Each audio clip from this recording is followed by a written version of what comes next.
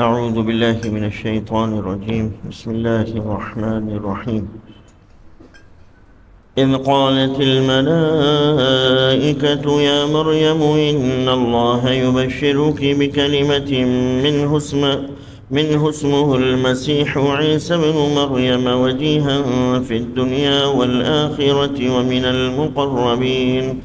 ويكلم الناس في المهد وكهلا ومن الصالحين. سورہ آل عمران آیت نمبر 45 اور 46. ترجمہ اس کا یہ ہے کہ جب فرشتوں نے کہا کہ مریم بے شک اللہ تمہیں ایک کلمے کی بشارت دیتا ہے جس کا نام مسیح عیسیٰ بن مریم ہے، جو دنیا اور آخرت میں وجاہت والا اور اللہ کے مقربین میں سے ہوگا، اور وہ ماں کی گود میں اور بڑی عمر میں لوگوں سے کلام کرے گا اور صالحین میں سے ہوگا.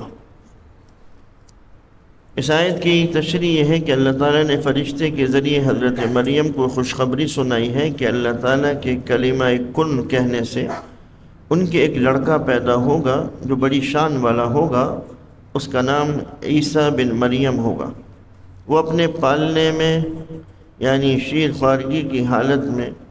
ہی لوگوں سے باتیں کرے گا. اپنی پاک دامنی اور برات میں تجھے بولنے کی ضرورت نہیں ہوگی، تو صرف یہ کہہ دینا کہ آج میں روزے سے ہوں، بات نہیں کر سکتی. بچہ خود ہی کلام کرے گا اور بڑا ہو کر بھی اللہ تعالیٰ کی باتیں بتائے گا. اللہ تعالیٰ کے نزدیک وہ دونوں جہانوں میں برگزیدہ اور اس کے خاص مقربین میں سے ہوگا. اس پر اللہ تعالیٰ کی شریعت اور کتاب اترے گی اور دنیا اور آخرت میں اس پر اللہ تعالیٰ کی بڑی بڑی مہربانیاں نازل ہوں گی. وہ اولو العزم پیغمبروں کی طرح اللہ تعالیٰ کے حکم سے جس کے لیے اللہ تعالیٰ چاہے گا شفاعت کرے گا اور اس کی شفاعت قبول کی جائے گی. اس کا قول صحیح علم پر مبنی اور عمل نیک اور صالح ہوگا. قالت رب أنى يكون لي ولد ولم يمسسني بشر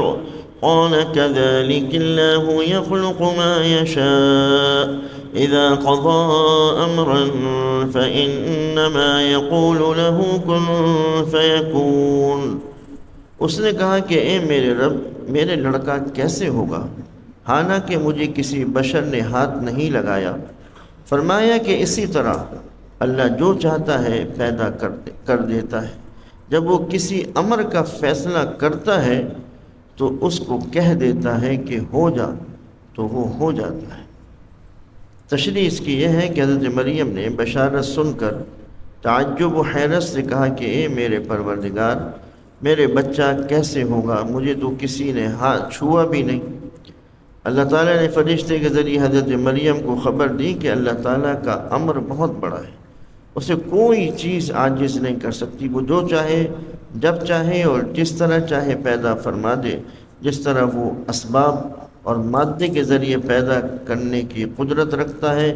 اسی طرح وہ بغیر اسباب کے ایک دم بھی پیدا کر سکتا ہے.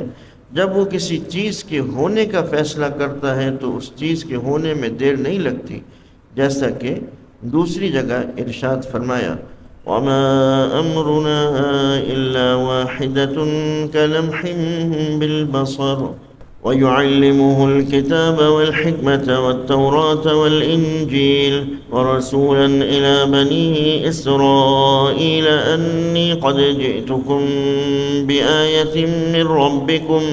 أَنِّي يَخْلُقُ لَكُم مِّنَ الطِّينِ كَهَيْئَةِ الطَّيْرِ فَأَنفُخُ فِيهِ فَيَكُونُ طَيْرًا بِإِذْنِ اللَّهِ وَأُبْرِئُ الْأَكْمَهَ وَالْأَبْرَصَ وَأُحْيِي الْمَوْتَى بِإِذْنِ اللَّهِ وَأُنَبِّئُكُم بِمَا تَأْكُلُونَ وَمَا تَدَّخِرُونَ فِي بُيُوتِكُمْ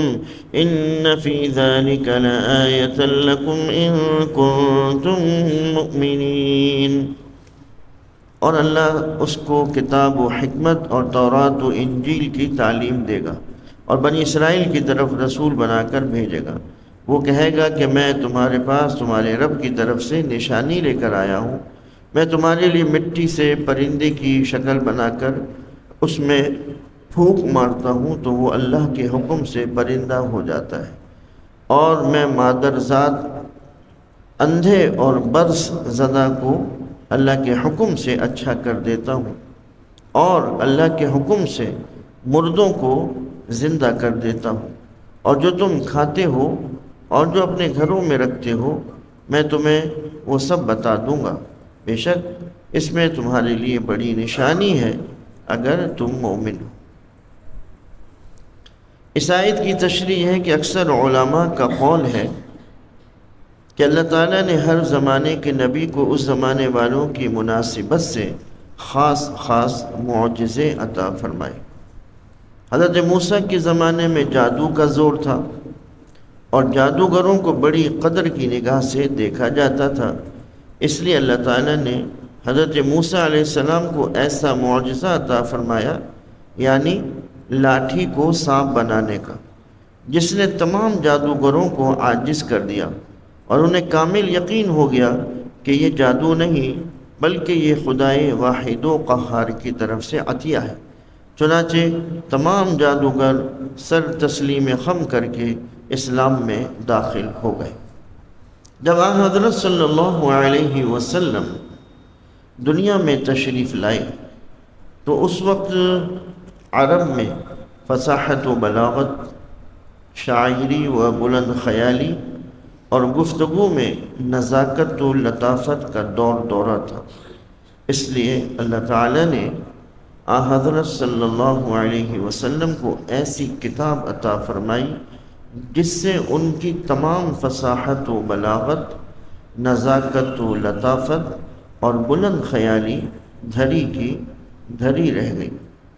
اور وہ اللہ تعالیٰ کے کلام کے سامنے ایسے عاجز و بے بس ہوئے کہ بے اختیار پکار اٹھے کہ یہ انسانی کلام نہیں۔ قرآن کریم نے بار بار اعلان کیا ہے کہ کوئی جو ایسا کلام بنا سکے، ہے کوئی جو ایسا کلام بنا سکے، اکیلے نہیں بلکہ سب انسان و جنات مل کر سارے قرآن کے برابر نہیں بلکہ اس کی صرف ایک صورت کے مثل ہی بنا لاؤ، مگر سب کی ہمتیں پست ہو گئیں، زبانیں گنگ ہو گئیں، اور آج تک ساری دنیا اس کی مثال پیش کرنے سے عاجز و بے بس ہے، اور ان کی یہ بے بسی قیامت تک برقرار رہے گی انشاءاللہ۔ اسی طرح حضرت عیسیٰ علیہ السلام کے زمانے میں طبیبوں اور حکیموں کا چرچا تھا، اس لیے اللہ تعالیٰ نے حضرت عیسیٰ کو ایسے معجزے عطا فرمائے جن سے اس وقت کے کامل اطباء اور ماہر حکیم عاجز و بے بس تھے۔ ان آیات میں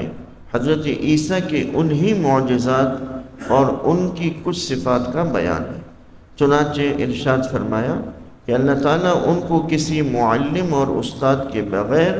آسمانی کتابوں کے علوم اور دانائی و حکمت کی باتیں سکھائے گا، اور خاص طور پر ان کو تورات و انجیل کا علم عطا کرے گا، اور ان کو بنی اسرائیل کی طرف ایک عظیم الشان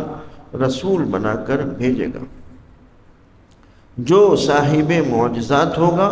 اور ان کو بتائے گا کہ میں تمہارے پاس نبوت و رسالت کی ایک روشن نشانی لے کر آیا ہوں، جس کو دیکھ کر تمہیں یقین ہو جائے گا کہ بلا شبہ یہ معجزے تمہارے رب کی طرف سے ہیں، کیونکہ اس زمانے کے تمام اطباء و حکماء ان کے مثل لانے سے عاجز و بے بس ہوں گے۔ مثلا میں گارے سے پرندے جیسی شکل بنا کر اس میں پھونک ماروں گا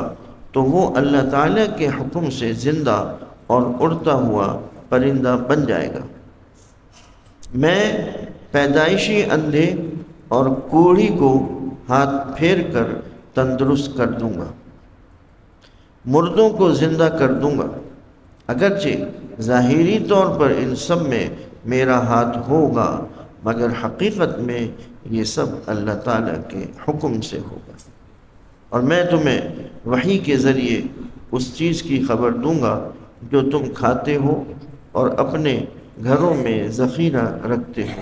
اگر تم ایمان لانا چاہتے ہو تو بلا شبہ ان تمام موضوعوں میں تمہاری ہدایت کے لیے میری صداقت کی پوری نشانی اور علامت ہے۔ آخر دعوانا ان الحمد للہ رب العالمین۔